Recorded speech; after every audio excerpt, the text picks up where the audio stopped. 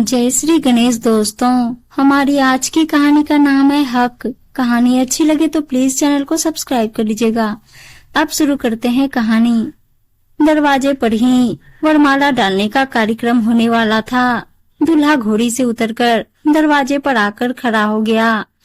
सास ने दामाद के माथे पर तिलक लगाया, फिर चांदी का सिक्का नेग में दिया। फिर वरमाला के लिए दुल्हन का इंतजार होने लगा। काफी देर हो गई थी मगर दुल्हन नहीं आ रही थी। उधर घर के भीतर दुल्हन बनी रूपा पापा से कह रही थी, पापा मुझे ये शादी नहीं करनी। पापा बोले, पागल हो गई है क्या? समाज में मेरी नाक कटवाएगी क्या? अब कुछ नहीं हो सकता, दरवाजे पर चल, वहाँ तुम्हारा इंतजार हो रहा है। रूपा बोली, आप कुछ भी कर लो पापा, मैं ये शादी नहीं करूँगी। इतने में रूपा की माँ दामाद के तिलक लगा अंदर आ चुकी थी। आते ही बोली, ये क्या कौवे सा दामाद चुना है जी? दरवाजे पर खड़ा हुआ ही भद्दा लग रहा है। आपने तो मेरी फूल सी बच्ची की किस्मत ही फोड़ दी। रूपा का पिता बोला, तुम दोनों को फोटो दिखाया था, अब क्यों दोनों चिल्ला रही हो? बेटी से बोलो जाकर वरमाला डाले। फालतू की बात करके मेरा भेजा खराब मत करो। रूपा बोली, फोटो तो कैसी भी बनवाई जा सकती है, मगर पापा आपने तो अपनी आँखों से देखा था। आपको अपनी बेटी पर जरा भी रहम नहीं आया क्या? इतने में रूपा के मामा आ गए। आते ही बोले, अरे रूपा बिटिया, वरमाला के लिए लेट हो रही है, सब वहाँ इंतजार कर रहे हैं, जल्दी जाओ बेटी। रूपा बोली, आप सबने मेरे साथ घटिया मजाक किया है। मामा जी, आप भी तो लड़का देखने गए थे, आपकी भी आंखें फूट गई थी क्या? मामा बोले, कैसी बात कर रही हो बेटी? अरे वो इतना सांवला नहीं है, किसी ने उसको पीले रंग की शेरवानी पहना दी, इस कारण सांवला लग रहा है, मगर इतना ज्यादा है नहीं। रूपा बोली, अब और झूठ मत बोलो मामा जी, अब मैं ये शादी नहीं करूँगी। मामा बोले, ठीक है मत कर शादी, मैं उसके साथ अपनी बेटी सुनीता की शादी कर दूंगा, बारात खाली हाथ नहीं जाएगी। रूपा के पापा बोले, तू ये शादी नहीं करेगी तो अपने बाप को खो देगी, याद रखना। इतना कहकर वह कमरे से बाहर चले गए। बाहर आधे घंटे से दूल्हा और बाराती गेट पर खड़े थे। किसी ने दया करके दूल्हे को कुर्सी लाकर दे दी थी। अब दूल्हा बैठकर इंतजार कर रहा था।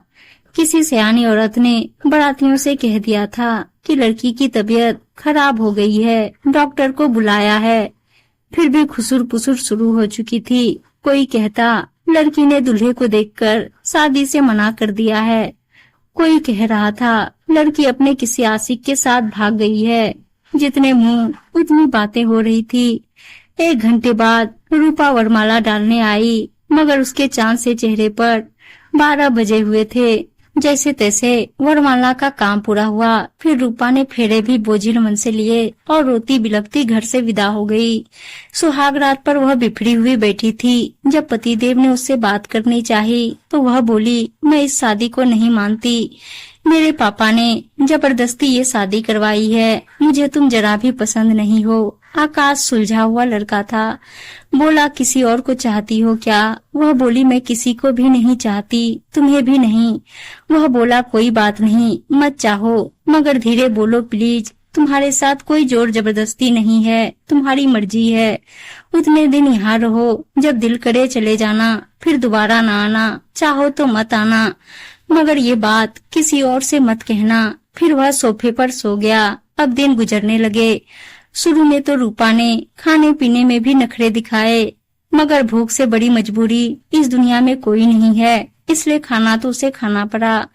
मुंह दिखाई पर जितनी भी औरतें आई सबने यही कहा कि बहू तो चांद का टुकड़ा है, मगर ये सुनकर रूपा के सीने पर सांप लेटने लगते थे। उसका दिल करता था सबको चीख चीख कर बता दे कि इस चांद के हिस्से में ग्रहण आ गया है। आकाश के शहर के मुख्य बाजार में अपनी खुद की पंसारी की दुकान थी। बहुत अच्छा कमा रहा था। उसने रूपा के परिवार वालों से दहेज के नाम पर कुछ भी नहीं लिया था, मगर जब पत्नी ने कहा कि वह उसे पसंद नहीं करती तब वह अंदर ही अंदर टूट गया था। 10 दिन रहकर रूपा पीहर चली गई, मगर 5 दिन बाद ही रूपा के पिता ने आकाश को बुलाया और रूपा को वापस भेज दिया।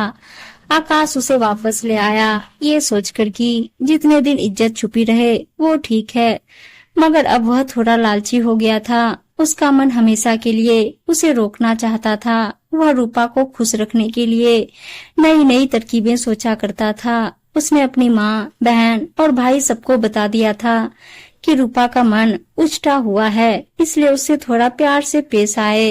वह रोज रूपा के लिए कुछ न कुछ लाता था, साड़ियाँ, गहने, खाने पीने की चीजें। रूपा उसके सामने उन चीजों को छूती भी नहीं थी, मगर जब कमरे में अकेली होती तो सबको पहनकर शीशे के सामने खड़ी हो जाती थी। खाने की चीजों को भी चट कर जाती थी।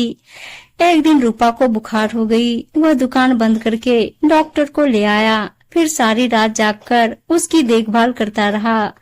बार बार उसके माथे को छूकर देखता कि बुखार फिर से तो नहीं चढ़ गया। इस घटना के बाद रूपा उससे थोड़ी घुल मिल गई थी। दोनों में थोड़ी दोस्ती सी हो गई थी। अब वह शाम को उसके साथ सिनेमा देखने भी जाने लगी थी। फिर सावन का महीना आ गया था। शादी के बाद लड़कियां पहला सावन पीहर में बिताती है, इसलिए रूपा पीहर चली आई थी। पीहर में पूरे महीने रहना था। उसे सभी सहेलियों से मिलने का मौका मिला। एक दिन उसकी खास सहेली डोली उसके घर आ गई। रूपा बोली, सुना क्या हाल है? जीजाजी तो बहुत हैंडसम है, तुम्हारे तो मजे हैं। डोली बोली, हैंडसम का क्या करूं, दिन भर आवारा फिरता है। अभी भी ससुर की कमाई से घर चल रहा है। रोज मुझे ताने पड़ते हैं कि पति को कुछ कहती क्यों नहीं। डोली आगे बोली, मेरी तो वो सुनता ही नहीं। कभी कभी तो दोस्तों के साथ पीकर घर आता है, फिर कुत्ते की तरह घर वालों पर भौंकता है। औरत के इमोशन क्या होते हैं उसे पता ही नहीं है। एक नंबर का जानवर है। तू सुना, तेरा कैसा चल रहा है? रूपा बोली, मेरा तो सब ठीक चल रहा है। ससुराल में सब मुझसे प्यार करते हैं। रूपा आगे बोली, मुझे कोई काम को नहीं कहता। दिल करता है तो कर लेती हूँ, वरना टीवी देखती रहती हूँ। सास कहती है, अभी तेरे खेलने खाने के दिन है, ज्यादा काम मत किया कर। डोली बोली, क्यों मजाक करती है यार, ससुराल में ऐसा कभी होता है क्या? रूपा बोली, और तेरे जीजाजी रोज तोहफे लाते हैं। देख, रूपा ने बैग खोलकर दिखाया। डोली ने जब बैग में पड़ा सामान देखा तो देखती रह गई। सोने का हार, चूड़ियाँ और भी बहुत सारे गहने थे। फिर महंगी महंगी साड़ियों को खोल खोल कर देखने लगी। बोली, तू तो स्वर्ग में रह रही है यार, किस्मत तो मेरी फूट गई थी। काश ऐसा पति मुझे मिल जाता। डोली तो चली गई, मगर रूपा के अंदर एक तूफान छोड़ गई। उसे रह रहकर आकाश की अच्छाइयाँ याद आने लगी। 6 महीने साथ रहा, मगर कभी कोई शिकायत नहीं की, कभी कड़वा नहीं बोला, ना कभी पति होने का हक जताया। जब बीमार हुई तो छोटे बच्चे की तरह उसका ख्याल रखा। जब दिल में प्यार उमड़ता है तब अंदर ही अंदर कुछ पिघलने लगता है। यही हालत रूपा की थी। उसका दिल किया आकाश से बात करें, मगर उस जमाने में मोबाइल नहीं थे। पूरे गांव में एक ही लैंडलाइन फोन था, वो भी खराब हुआ पड़ा था। पूरा सावन गुजर गया, फिर 5 दिन और गुजर गए, मगर आकाश लेने नहीं आया। हार कर रूपा ने माँ से कहा कि पापा को कह दो, उसके ससुराल फोन कर दे कि उसे लेने आ जाए। माँ बोली, तुझे तो वो पसंद ही नहीं था, फिर जाने के लिए क्यों उतावली हो रही है? रूपा बोली, मेरी शादी हो चुकी है उससे, जन्मों का रिश्ता बन चुका है। अब ससुराल ही मेरा घर है। अपने घर ही तो जाने के लिए कह रही हूँ। माँ ने महसूस किया कि अब बेटी सयानी हो गई है। माँ बोली, कल तेरे पापा दूसरे गांव जाएंगे, तब फोन कर देंगे। फिर 4-5 दिन और निकल गए। ना पापा ने फोन किया, ना आकाश लेने आया। रूपा के मन में शंकाएं जन्म लेने लगी कि कहीं वे उससे नफरत तो नहीं करने लगा।